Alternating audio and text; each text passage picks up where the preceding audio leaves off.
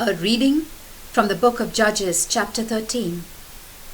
The Israelites sinned against the Lord again, and he let the Philistines rule them for 40 years. At that time there was a man named Manoah from the town of Zorah. He was a member of the tribe of Dan. His wife had never been able to have children.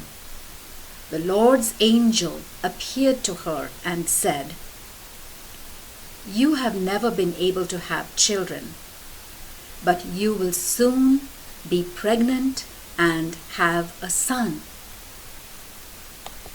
Be sure not to drink any wine or beer or eat any forbidden food.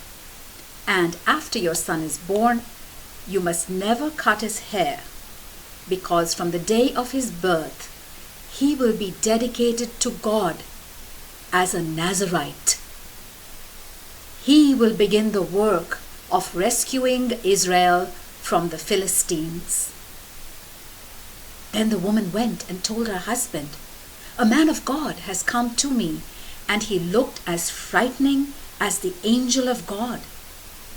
I didn't ask him where he came from, and he didn't tell me his name. But he did tell me that I would become pregnant and have a son. He told me not to drink any wine or beer or eat any forbidden food, because the boy is to be dedicated to God as a Nazirite as long as he lives." Then Manoah prayed to the Lord, "Please, Lord, let the man of God that you sent come back to us and tell us what we must do with the boy when he is born." God did what Manoah asked, and his angel came back to the woman while she was sitting in the field. Her husband Manoah was not with her, so she ran at once and told him, "Look, the man who came to me the other day has appeared to me again." Manoah got up and followed his wife. He went to the man and asked, "Are you the man who talked to my wife?" "Yes," he answered. Then Manoah said, "Now then, when your words come true, what must the boy do? What kind of a life must he lead?" The Lord's angel answered, "Your wife must be sure to do everything that I have told her. She must not eat anything that comes from the grapevine. She must not drink any wine or beer or eat any forbidden food. She must do everything that I have told her." Not knowing that it was the Lord's angel, Manoah said to him, "Please do not go yet. Let us cook a young goat for you." But the angel said, "If I do stay, I will not eat your food, but if you want to prepare it, burn it as an offering to the Lord." Manoah replied, "Tell us your name, so that we can honor you when your words come true." The angel asked, "Why do you want to know my name?" "It is a name of wonder." So Manoah took a young goat and some grain and offered them on the rock altar to the Lord who works wonders.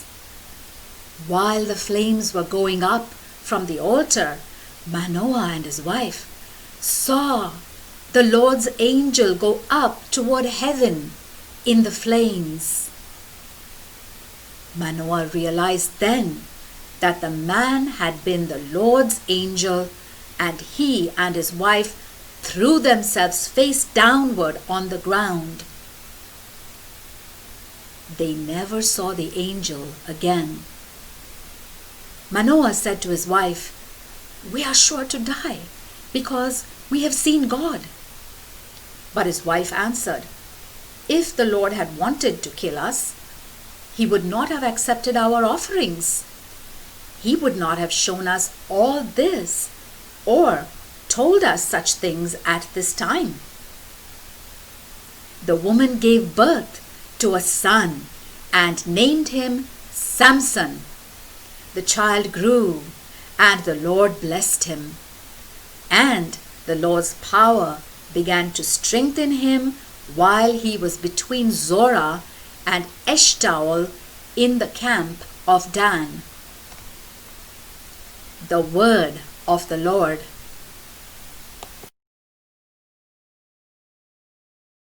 A reading from the book of Judges, chapter 14.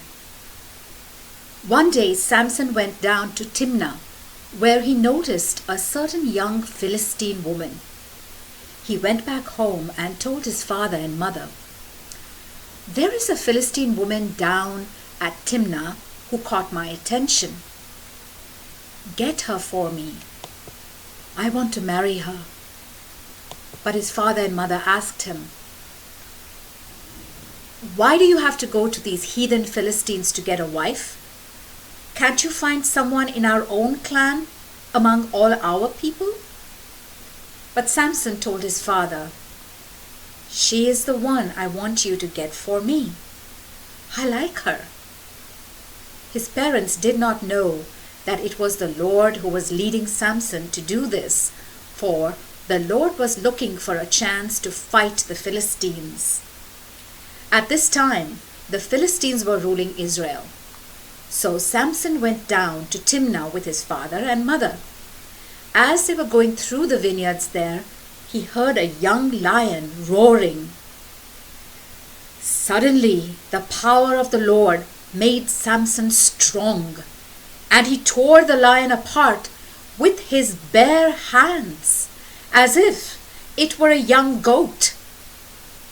But he did not tell his parents what he had done. Then he went and talked to the young woman, and he liked her.